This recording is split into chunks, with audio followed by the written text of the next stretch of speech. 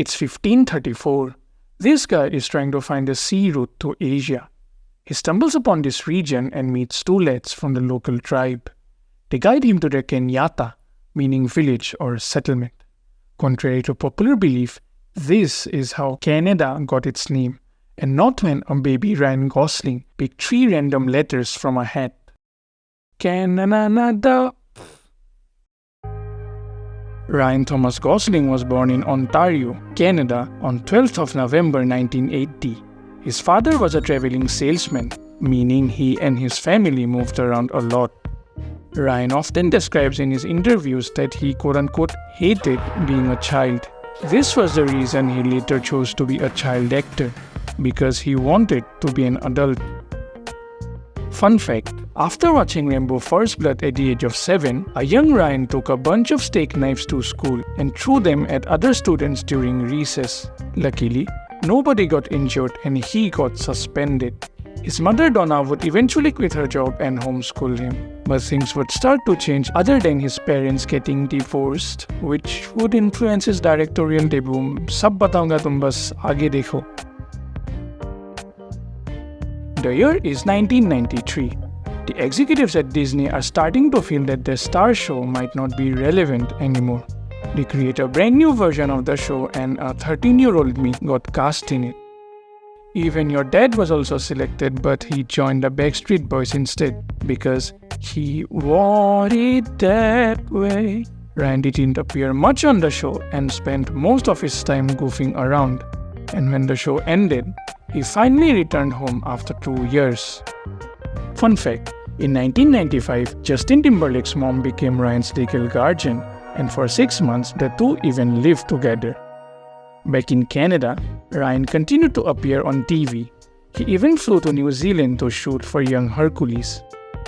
At the age of 19, he made his screen debut with a supporting role in the Disney football drama Remember the Titans, but it was only a year later when he got his first big break. It's 2000. Ryan is helping one of his friends with the script for an upcoming audition. The more he goes through it, the more he realizes that he wants to play the character. He begs the director for a last-minute audition. Over 100 actors came that day, yet it was a 19-year-old Ryan who got the part. The Believer was based on the real-life story of Daniel Burrows, a Jewish neo-Nazi who lived in the 60s. The film premiered at the Sundance Film Festival in 2001, where it also won the Grand Jury Prize. Ryan received various nominations for his performance. He would go on to star in multiple films. It was on the set of the first one that he, aged 21, would meet his then girlfriend Sandra Bullock, aged 37. Now, before I continue this video, please remember that Ryan Gosling has appeared in over 17 TV shows and 30 movies. I can't cover each and every one of them without stretching this video to over an hour.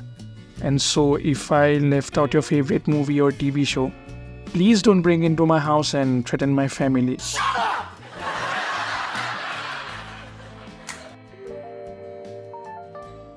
By the time United States of Leland came out, the two had already broken up. Around this time, Ryan began working on the film, which would get him mainstream attention. The Notebook was a turning point in Ryan's both professional and personal life. To prepare for his role, the 22-year-old apprenticed under a furniture maker for 2 months. He built a few of the set pieces himself, including these chairs and this dinner table. The film became an instant hit when it was released in 2004. It became one of the highest-grossing romantic films of all time. It made Ryan Gosling a superstar. It also introduced him to Rachel McAdams, whom he started dating a year after the film was released. The two also won multiple Teen Choice Awards, including the one for the Best Kiss. With fame came millions of teenage girls obsessing over Gosling. And with that came a Tumblr meme blog. Hager was here to stay. After the success of The Notebook, Ryan returned to the world of indie films. He now began to play sad and lonely characters having their own internal struggles. Young men on the internet started relating so much to these men that Ryan Gosling is literally me became a self-aware meme, and every new Ryan Gosling character became a new personality. Take for instance his Oscar-nominated performance in 2006's Half Nelson. Here, Ryan plays a history teacher in a poor neighborhood. In the classroom, he inspires his students to work hard. He teaches them that perseverance is a must to achieve anything worthwhile. But in reality, his own life is in shambles. He spends his time outside the classroom chasing the next high, and he has a substance problem which is getting worse day by day. This dual life has its toll on him both physically and mentally. This difference between the life he preaches and the one he lives tears him apart. These mental struggles he goes through and the baggage he carries every single day are universal and a part of the human condition. To quote a user on Facebook, "The reason I relate to these characters is because they describe my pain the way nobody can." Ryan Gosling in Half Nelson is no exception. After the release of Lars and the Real Girl, Ryan took a 2-year break from acting. He decided to focus on his band, Dead Man's Bones. They released their self-titled debut album and toured North America in 2009. He returned to the big screen in 2010 by appearing in roles completely different from one another. But first, let's talk about Blue Valentine. This movie took 12 years to make. When the shooting of the film had just started, Ryan had just broken up with Rachel McAdams, and Michelle Williams was mourning the loss of her husband, Heath Ledger. A lot of the scenes in this movie were unscripted, particularly this one. This movie is probably the most realistic portrayal of a love story in any film that I have watched so far. If that's something you're interested in, I would really recommend you to please check it out. 2011 saw Ryan Gosling appear in 3 mainstream movies. But that doesn't matter because we got Drive, the movie which brought Ryan's Literally Me arc to the limelight. To prepare for this role, Ryan bought a car from an actual junkyard and took it apart. He then rebuilt it all by himself and used it in the film to feel more connected to his character. Fun fact, in this movie, Ryan Gosling plays a man, likes a girl, and speaks almost nothing to anyone. This is a subtle reference to the fact that he's literally me.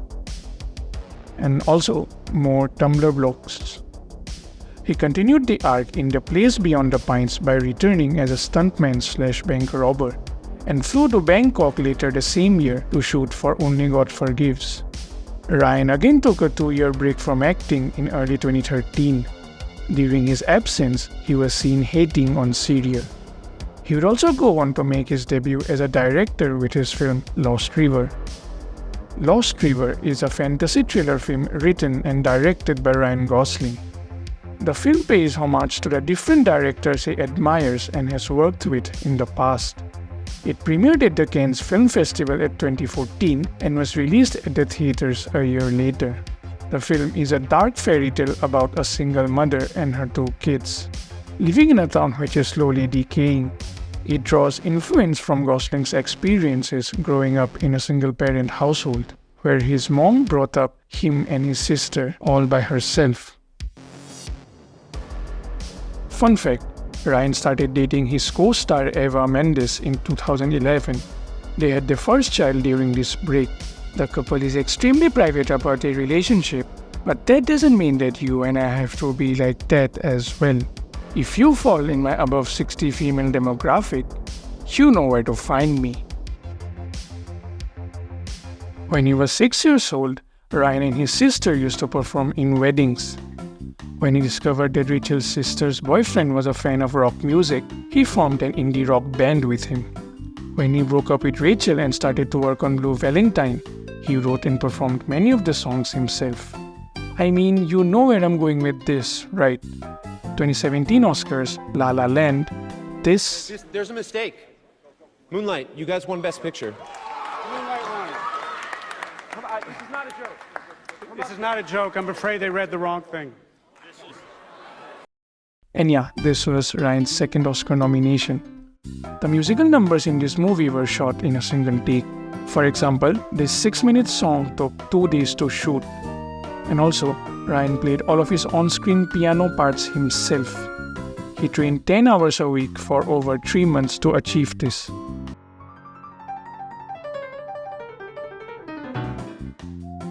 While he was shooting for La La Land, a pregnant Eva was looking after his 2-year-old daughter and her brother Juan, who passed away after the shooting ended.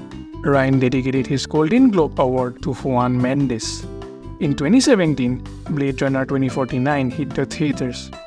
People were drawn to Officer K, and as he lay on the stairs, people adopted their last personality. Or was it? Ryan took a 5-year break from acting to focus on his role as a father for his 2 kids.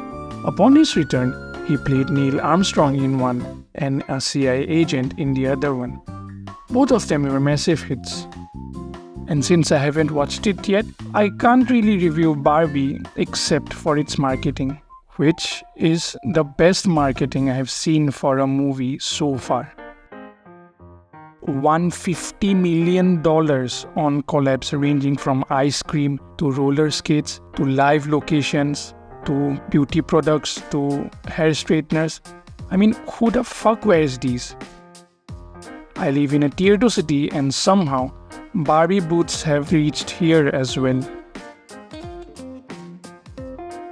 If you take a look at Ryan's 30-year acting career, he has worked in every type of movie/TV series possible. Political/legal drama? Yes. Comedy? Of course. Psychological thriller/mystery? Yes. Sci-fi? Yes. Action? Yes. I would even go one step further to state that Ryan Gosling has played a wider variety of roles than Johnny Sins himself. If you take a closer look, the characters are starting to get a little bit repetitive. So it makes sense that Gosling has a few upcoming projects where he will be stepping into the shoes of a producer. And what's more, he also plans to return as a director.